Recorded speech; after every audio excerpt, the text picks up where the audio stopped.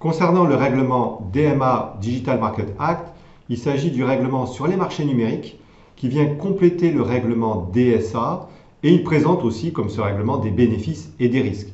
Alors, on en parle aussi parce que tout simplement, il a été adopté en 2022 et il est entré en application en mai 2023, mais seulement il entre en application pour les 6 grands contrôleurs d'accès qui ont été désignés par la Commission européenne seulement à partir du 6 mars 2024. Donc c'est pour cela qu'il fait l'actualité.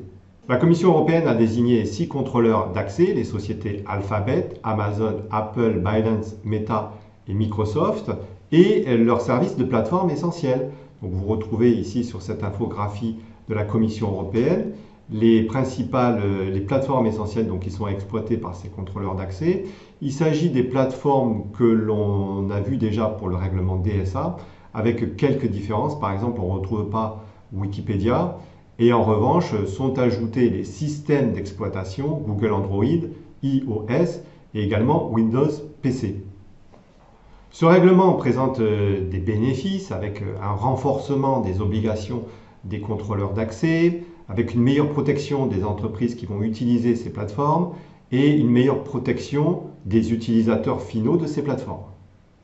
Alors depuis le 6 mars 2024, les contrôleurs d'accès doivent respecter ce règlement.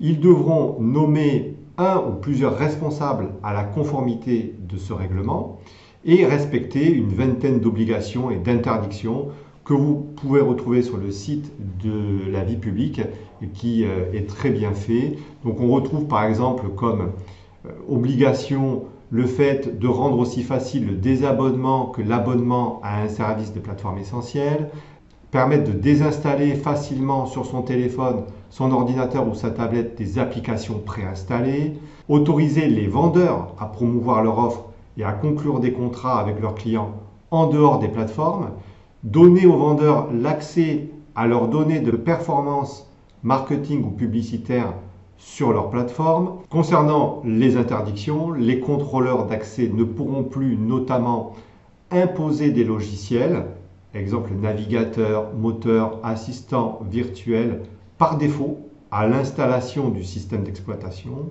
Ils devront, ces contrôleurs d'accès, donc offrir un écran multi-choix pour pouvoir opter pour un service concurrent. Les contrôleurs d'accès ne pourront plus favoriser leurs services et produits par rapport à ceux des vendeurs qui utilisent leur plateforme. C'est le système qu'on appelle d'auto-préférence, où ils ne pourront plus exploiter les données des vendeurs pour les concurrencer. Les contrôleurs d'accès ne pourront plus également réutiliser les données personnelles des utilisateurs à des fins de publicité ciblée sans leur consentement préalable. Et puis enfin, ils ne pourront plus imposer aux développeurs d'applications certains services annexes, comme par exemple les systèmes de paiement. Le règlement DMA présente donc des bénéfices, mais comme pour le DSA, il présente aussi des risques. En effet, il renforce les pouvoirs de la Commission européenne et avec une baisse concomitante des pouvoirs des autorités nationales, comme en France avec l'autorité de la concurrence.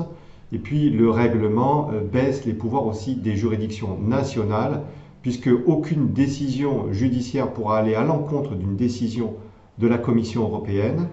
En revanche, les décisions de la Commission européenne pourraient être contestées devant la Cour de justice de l'Union européenne. Merci pour avoir écouté cette vidéo. Je vous dis à bientôt pour de nouvelles vidéos. N'oubliez pas de vous abonner à la chaîne. Merci et à bientôt.